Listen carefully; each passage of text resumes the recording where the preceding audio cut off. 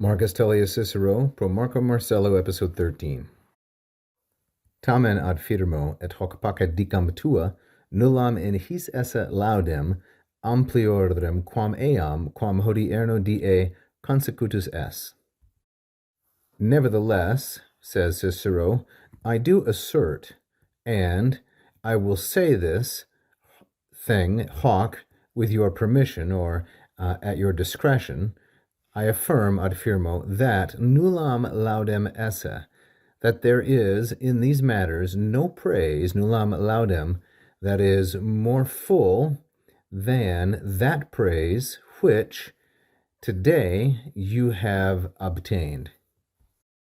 The sentence starts very simply with the conjunction, the adversative conjunction tamen, and then ad firmo, which is first singular, and it's present indicative active. Sometimes you'll see this verb in the lexica, that is, in the dictionaries, as af firmo, like so, because the D here, which is part of the prefix, has assimilated to the F. So there are two spellings, ad firmo or af firmo. And this verb is going to introduce oratio obliqua, in other words, indirect statement. We have a parenthetical here at hoc pacet dicam tua, which we will deal with in just a moment. Still, I assert or affirm nullam laudem, that there is no praise. So nullam and laudem are both feminine, singular, and accusative. Laudem is the subjective esse, which is the infinitive with an indirect statement, that there is no praise in his, in these matters. Now the question is, what is his? Well, his refers back to what is in the previous portion. It's a long list of items. You'll have to look at episode number 12 to understand that. But he says, still I assert that there is no praise in these matters, in his, that is more abundant a priorem. So before we deal with the rest of the sentence, let's look at this little parenthetical portion. I'm calling it parenthetical, but it's actually not introduced by ut. And he says, dicam, I shall say this. So dicam is first singular. I'm taking it as a future indicative active. Now, of course, because this is a third conjugation verb, the form is identical to the present subjunctive.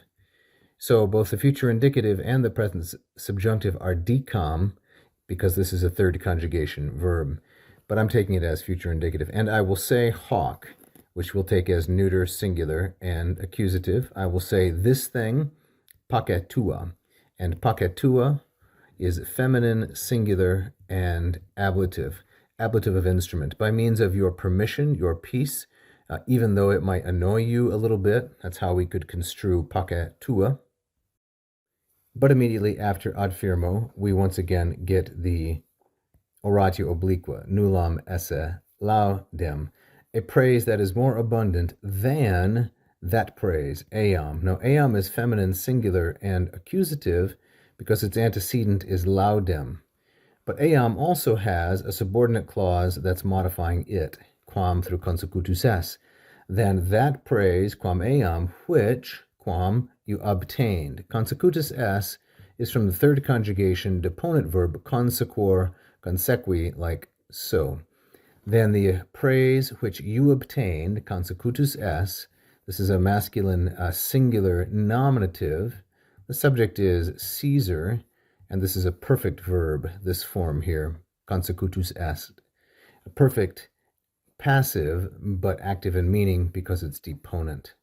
Finally, hodierno die is going to be masculine, singular, and an ablative of time. It means today. It's a different way of expressing die, on the day, which one, today's day, you might say, or simply today. The rhetorical effect of the way he has constructed this sentence allows him to say quam eam quam, which I think is a nice feature. The quam here is an adverb used for comparison with ampliorem. The second quam is the relative pronoun, and of course, eam is just a personal pronoun, replacing laudem, a third-person pronoun, like so.